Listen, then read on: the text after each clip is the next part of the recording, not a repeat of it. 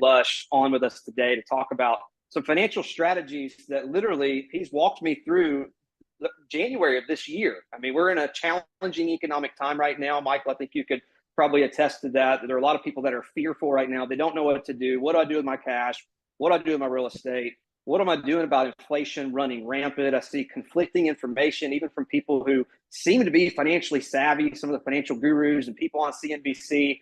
There's so much fear that's out there, but there's some solid strategies, and you've been able to help me, but not just me. I'm one person. You've helped thousands of people, not just this year, but for a long period of time, especially coming from a strong background, not only in business, but in the traditional finance realm and the mortgage world. So first of all, I just want to introduce you. Michael, you're a tremendous mentor of mine. Thank you so much for your time today. Say hello to everybody. Thanks for having me. Hello, everybody.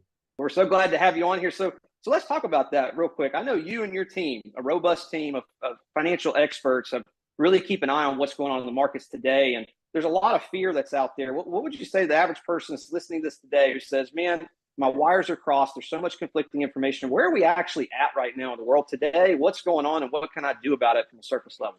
It depends on what side of the fence you're on. It's either exciting times, and I'll explain that here in a second, or it could potentially be a nightmare. And I lived it. There was a time when I had well over above average income prior to 2007, or I'm sorry, prior to 2008, and just didn't see it coming, and nor was I prepared. I just thought that's the way life was always going to be. Collectively between me and my wife in our early 20s, we were making, close to $500,000 a year. So even in today's terms, that's still really good money. But, you can have money coming in, but if you don't know how to keep it and protect it, it doesn't matter. And that was me. I didn't know how to keep it and protect it, and eventually went bankrupt in 2008 during the meltdown. So I was a victim. And I really hate to say victim because I caused myself to be a victim with my lack of knowledge. There's three ways to learn: mistakes, mentors, or both. I still fall in the third category. I still make mistakes, but I still spend a lot of money on mentors because mentors are a life hack. And I was actually just talking to a good friend of mine, Stephen Gardner, who's got a large YouTube channel.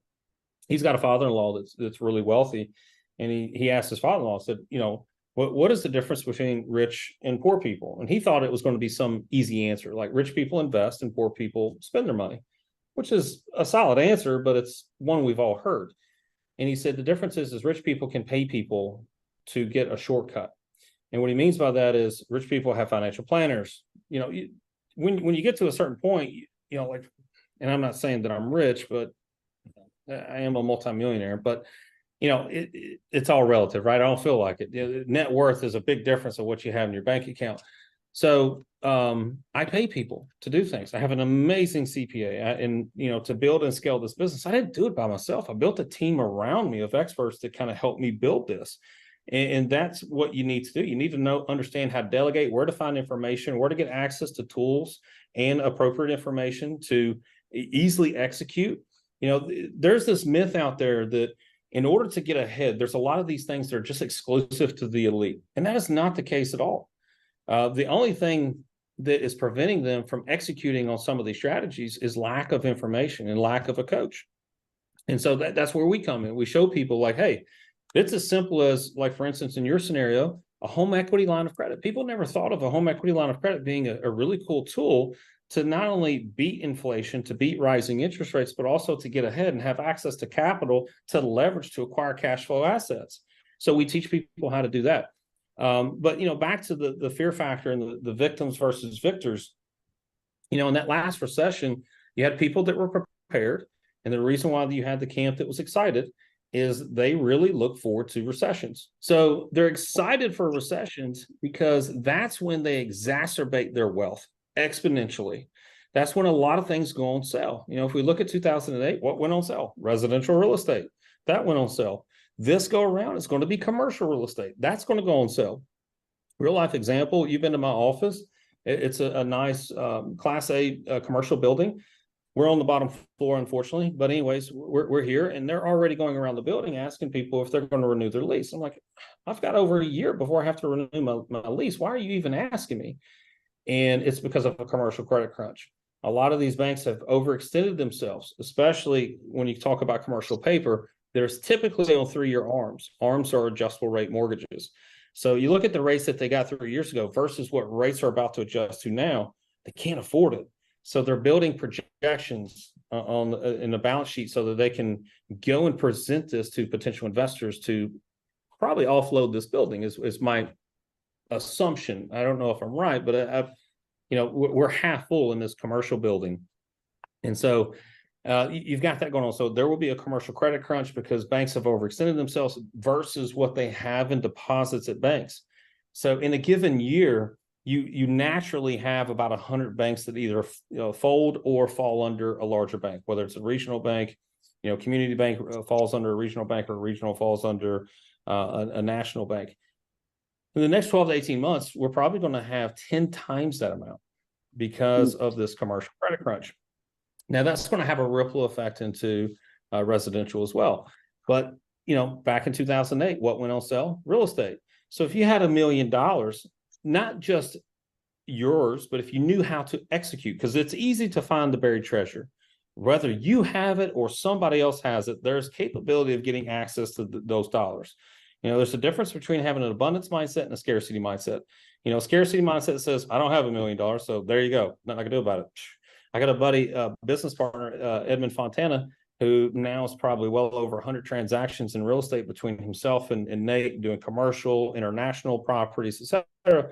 They did most of it by and large without using a single penny of their own money. So there are ways to find money. And so you had those prepared that doubled, tripled, quadrupled their net worth during a recession. And then you had the other side of the fence that were just victims of it and didn't know what to do. But the difference between those two parties was just having access to information and knowing what to do with it. And that's the difference that we make. Well, and that's what you've done for me. I could tell you, I've been a huge studier of books, podcasts, interviews. I'm a huge proponent of coaching, like what you mentioned earlier. I'm a firm believer that the fastest way to get from where you are to where you want to be is find somebody who's been there, done that, and still doing it. Somebody who's still in the trenches. And Michael, you've helped thousands of people completely change their financial picture. One of the things is buried treasure. There are a lot of access to capital, access to equity, access to things that I could use for wealth building that I thought I was pretty savvy on until I met you in January, because you came from another one of my mentors who's worth, I don't even know what he's worth. At one point, he was buying $1 million a month in real estate. He's done hundreds and hundreds and hundreds of millions of dollars in business. And he said, hey, this is the guy you need to know. And I'm like, anytime he says this is the guy you need to know, I pay attention. The guy he was talking about was you. We were a best-selling author.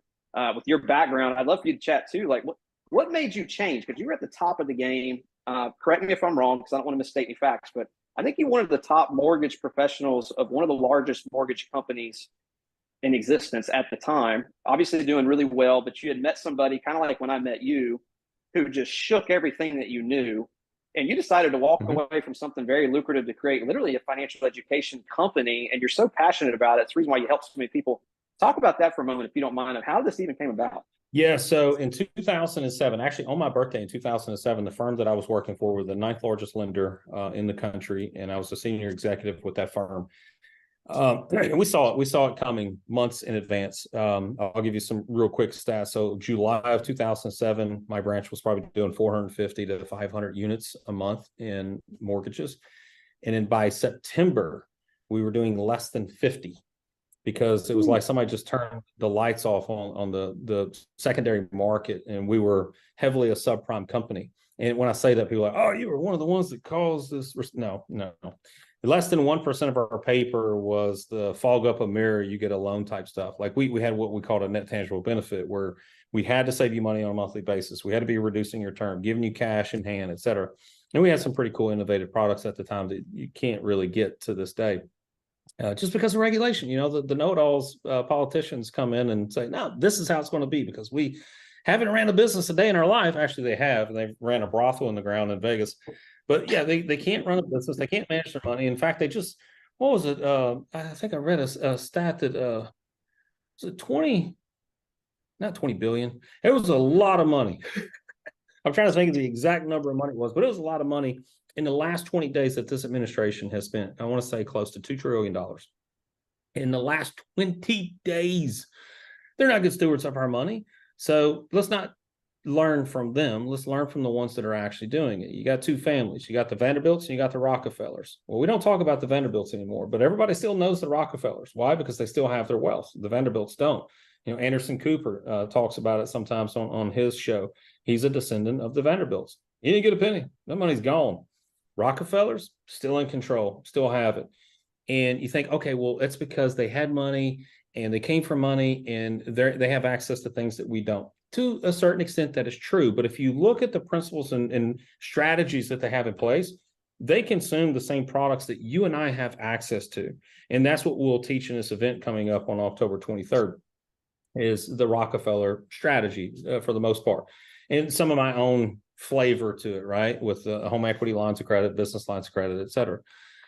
So we can do that. We don't have to sit on the sidelines and be a victim. We can be a victor. And, let's talk a little bit about what the average American is going through today, right? Let's talk some stats versus, because I think that we're in a silent depression versus some people are like, can we stave off a recession? I think it's far past that. Not only are we in a recession, I think we're heading into a depression, and the buzzword and what's really trendy is the silent depression. So I dug into it and looked at some stats so we look at the last depression, 1930. 1930, the average gas price was 10 cents. Okay. Now, we can't really compare gas prices today to 10 cents. So let's adjust it for inflation. Well, if you take 10 cents in 1930, that would be the equivalent of $1.73 today. Was gas $1.73? No, it's $3.55. So it's a far cry from the $1.73 if you adjust for inflation. The average house in 1930 was $3,900. If you adjust that to today's dollars, inflation, that means the average cost of a home should be about 70 grand. It's not 70 grand. It's $416,000. A new car. This is really cool because I'd like to go back and buy some of these cars. $3,900. Okay. So $3,900 for a car, but we got to adjust that for inflation. That would be equivalent to 15 grand today. Can you buy a new car for 15 grand? No, the average price of a new car is $48,000. Now let's talk about food. This is really cool one. You take $100, and I ran the math on this one. $100 is a bad example because $100 even back in 1930 was a lot of money, but I just want to make it relative to today's viewers. So if you had $100 and went to a grocery store in 1930, it would buy the equivalent of $2,059 of groceries today. Now, did they spend $100 in one grocery trip back in 1930? No, they probably spent anywhere from $8 to $10. So you're talking about 6 months supply of food for $100, where today that same $100 is going to cost you $2,059 worth of food. Now we've talked about what the costs of things are, but how do we offset costs is with income. So back in 1930, the average income was $4,800 a year. It may not sound like a whole lot, but again, we have to adjust it for inflation. That's equivalent to $85,000 per year. Now, we're not talking about household. We're talking about average American. Typical American in 1930 was making $4,800 a year. You adjust it for inflation, it's the equivalent of the average American making $85,000 a year today. But are average Americans making $85,000? No, they're making 56. Therein lies the problem. So not only do we have the highest costs that we've seen in decades, if not close to a century, in comparison to our average income. That's the problem. So now that I've told you the problem and painted a really dark picture, how do we overcome that? So instead of just sitting on the sidelines to say, okay, well, this is my lot in life, there's nothing I can do, my income is what it is, that's not the case. There are ways to leverage your income more efficiently. So with this event coming up on October 23rd, Monday, October 23rd, starting at 5 p.m., goes till 7 p.m. So we're not asking, and it's going to run for 5 days. So we're not asking you to take off work for an entire week. We're just saying once you get off work, log on at 5 p.m. We're going to spend an hour each night going over these strategies. And then we're going to spend another hour answering any questions, misconceptions, concerns that you may have regarding those strategies. So we're going to spend 2 hours each night going over this stuff. So it'll be Monday, Tuesday, Wednesday, Thursday, Friday. Now, I will also add this caveat. It is not free. Now, that doesn't mean log off. We made it super cheap, $97. And in fact, we don't get a single penny of the $97. We actually donate it. There's 2 charities that we like to donate to. It's Heart of Champion Sports and Area Recovery. Heart of Champion Sports provides really cool stuff to young athletes, and shows them how to build character and core values, but also shares the gospel with them. And an area of recovery that I think I've talked to you about has to date in the last 3 years has saved 8,000 women and children from sex trafficking. And that's not just in this country, that is around the world. They're executing missions as we speak around the world. So those are two charities that are near and dear to our hearts. So we don't even get a penny for it. So you're probably saying, well, why do you even charge? Because if you don't pay, you don't pay attention. So we want you to pay something. All of your money is going to go to charity. But if you pay, you will pay attention and you will come. So we want you to be serious about this. We want you to take it seriously. If it were free, you'd register, and honestly, we'd never even see you. Let's just be really honest with each other. You wouldn't. But if you pay $97, you're going to register and you're going to show up and see what you can get for your money. I can promise you, we will give you 10 times that value, if not more. Usually what we do is we provide $200,000 worth of real world value in this 5-day training. And you're going to get it for $97. So we want you to show up. I can attest to it. That's how I met you, Michael, was through literally this event just months ago. And I came expecting to learn some stuff, but I didn't expect to have literally a notebook full of notes and strategies that I revisited and have executed on that have changed my financial picture, which I didn't think there was a whole lot that could change it, because the things that you teach, what's wild about it is you don't say, hey, if you increase your income, you can do this, or hey, if you stop going to Starbucks and live like a pauper, you can do these financial strategies. You show people, hey, if you make the same income next year as you do this year, if you keep spending like you've been spending, you still go on vacation, ladies, you still get your nails done and your hair done, whatever. This is how you can change everything. And it blew my mind. So I didn't mean to cut you off. I just wanted to say that's actually how we first met, was from that event. Yeah, I'm glad you brought that up, because a lot of what we're doing with our income is we're donating it to two places: the government and the banks. So we're either paying interest to banks for borrowed money, whether it's residential real estate or car loans, et cetera. So we're donating half of our income to that, and the other half is going towards the government and taxes. So those two problems we tackle. We show you how to be far more efficient with your income, leverage real estate with a different tool. Most people think that a mortgage is the only thing out there to finance real estate, and it's not. And in fact, if I could give a really quick history lesson, prior to 1913, a mortgage didn't look like it does today. It actually looked like a home equity line of credit. Money could move in and out freely 24/7. So instead of saying, hey, bank, hold on to my funds in the form of a check and savings account at 0%, 0.24 is the national average. So let's just call it 0%. And oh, by the way, when I need to borrow money from you, I need you to charge me 6, 7, 8%. Well, if you look at the rate of return, negative rate of return on that, you're talking thousands of % negative rate of return.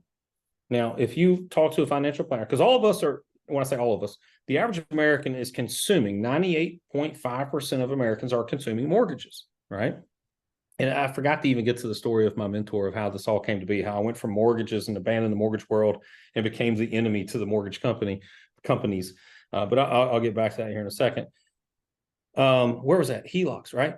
So instead of donating your money to the bank and then giving them having to give it back to you at high interest rates and thinking that the only form of real estate finance is a mortgage, people don't realize that home equity lines of credit have been out there and always have been. And a home equity line of credit today looks like what a mortgage used to look like prior to 1913. So if we hear the stories of our grandfathers, great-grandfathers, oh, back in my day, we paid a house off in 8 to 10 years. There's a couple of reasons for it. It was a better educated, more disciplined, in my opinion, generation than what we have today. Most of our audience is probably getting their information off of TikTok, Instagram, things like that, where our great-grandfathers were reading books and learning from great men. Take it for what it's worth, good or bad, it is what it is. But they also had better tools. So a mortgage was a two-way street where money could move in and out freely. They weren't depositing all of their cash into a bank. So now we fast forward, mortgages are closed-end products, amortized loans that prop up the banks. Any major city you go to, the tallest building is going to be a bank. The smallest building is going to be where you live. Well, how do we inverse that? How do we become our own bank?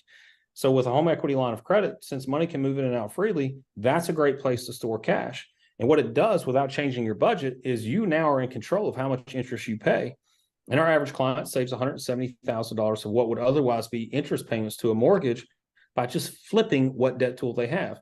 Now, it's not just flipping the debt tool, but they also have to combine it with an appropriate cash flow strategy, which is what we'll teach on October 23rd. And then it goes further than that, as you know, where we talk about preventing your wealth from being taxed. Not completely. We're not talking about illegal tax evasion stuff, but we're like, all right, you either sit in two camps. Do you think that taxes are going to go up, or do you think they're going to go down as far as our tax rates? I'm of the camp that they're going to go up. We got almost a little over $32 trillion in national deficit.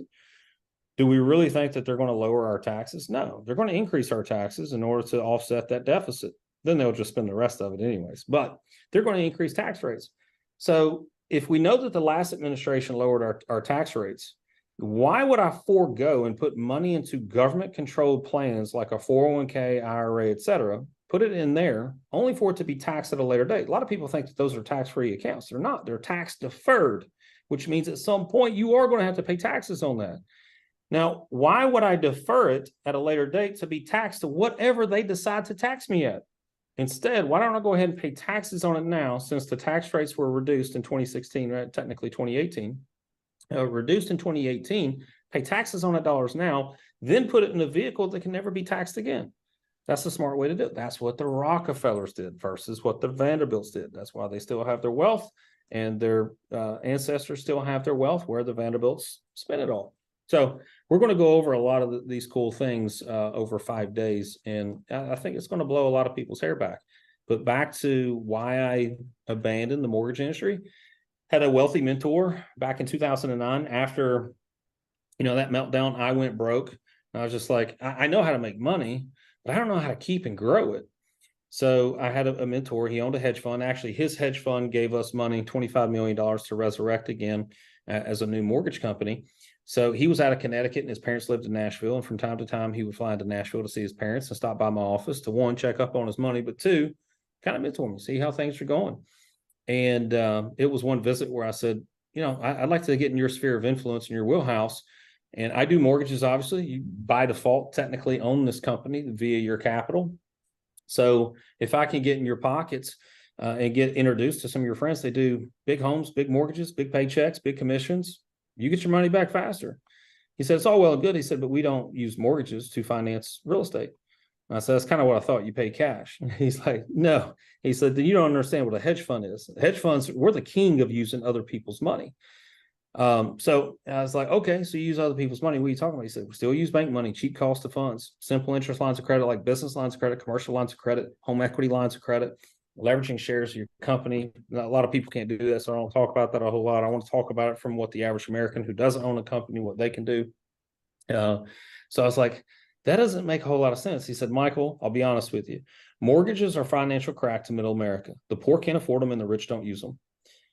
And so that's what sent me down a rabbit hole, because he basically called me a financial dope dealer. And that's where I came up with the system and found out that we used to do this generations ago, and then we abandoned it only because of through our education system, which is another funny story. I actually graduated from McCall School of Business.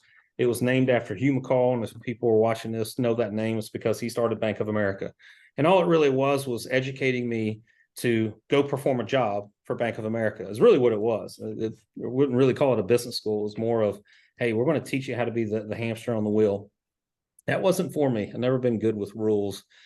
So I went down a rabbit hole, and it was, I started, I ran the math. I looked at it for a year and a half. Actually, my business partner that you know today, Matt Workman, had him take a look at it too. It was like, I got to poke holes in this thing. This can't be right. This dude just called me a dope dealer.